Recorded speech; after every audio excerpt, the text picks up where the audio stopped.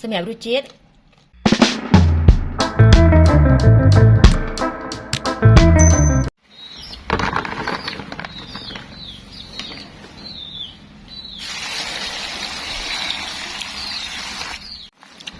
ាអញ្ចឹងនេះខ្ញុំយកម្ទេសផ្លោកនេះមកលាងទឹកឲ្យស្អាតបងប្អូនចាបន្ទាប់ពីយើងលាងទឹកហើយបងប្អូនយកកត្រៃមកកាត់អញ្ចឹងមកចានេះកាត់អញ្ចឹងណា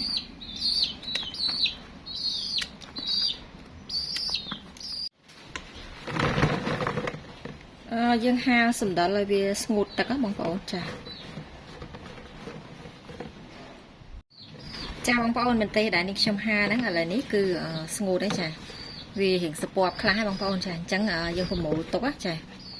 ចាបន្តមកទៀតយើងយកម្ទេសដាក់ចូលក្នុងកន្លសម្រាប់កន្លគឺយើងត្រូវតែសូត្រទឹកក្តៅទុកឲ្យស្ងួតណាបងប្អូនចាបន្តមកនេះខ្ញុំដាក់ម្ទេសចូលចាអញ្ចឹងនេះខ្ញុំបានដាក់ម្ទេសចូលអស់ហើយបងប្អូនចាបន្តមកទៀតនេះខ្ញុំចាប់ផ្ដើមដាក់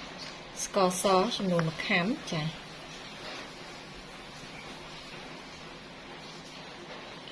អំបិល2ខាំ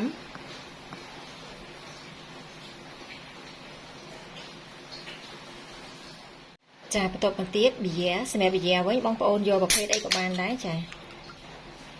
ចាក់ឲ្យធ្វើមិនឲ្យលិចម្ទេសបងប្អូនចា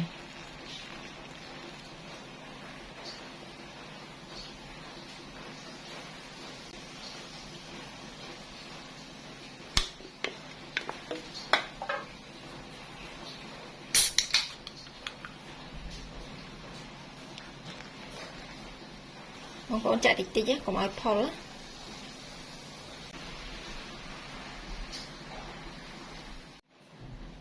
ចាបន្ទាប់មកទៀតនេះខ្ញុំដាក់ទឹកខ្មេះសម្រាប់ទឹកខ្មេះនេះគឺនេះខ្ញុំប្រើទឹកខ្មេះប៉មកបងប្អូនចា250មីលីលីត្រចា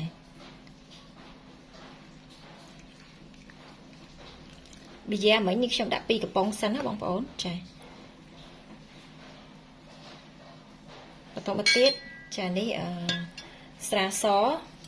ប្រភេទជាតិអាល់កុលខ្ពស់ចានេះ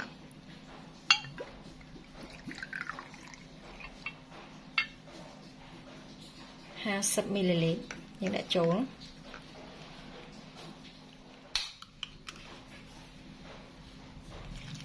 បងប្អូនដាក់តិចតិចខ្លាចផុលណា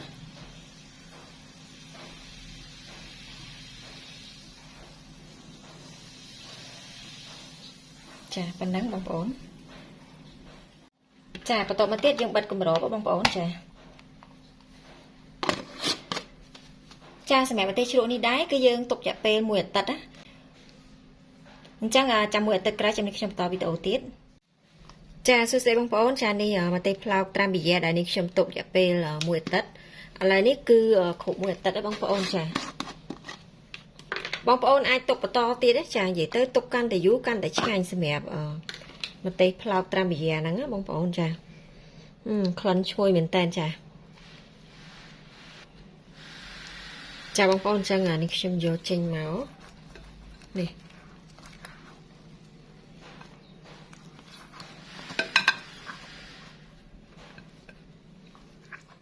ចាអញ្ចឹងនេះខ្ញុំបានចាប់ដាក់ចានរួចបងប្អូនចាឥ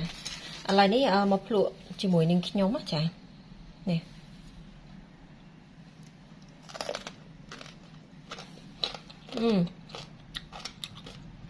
សម្រាប់រសជាតិ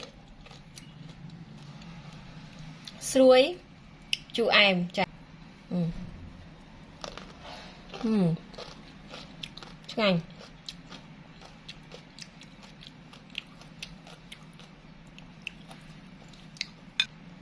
ចាអញ្ចឹងសម្រាប់វីដេអូធ្វើម្ទេសផ្លោកត្រាំប៊ីយ៉ានេះគឺមានតែប៉ុណ្្នឹងទេចា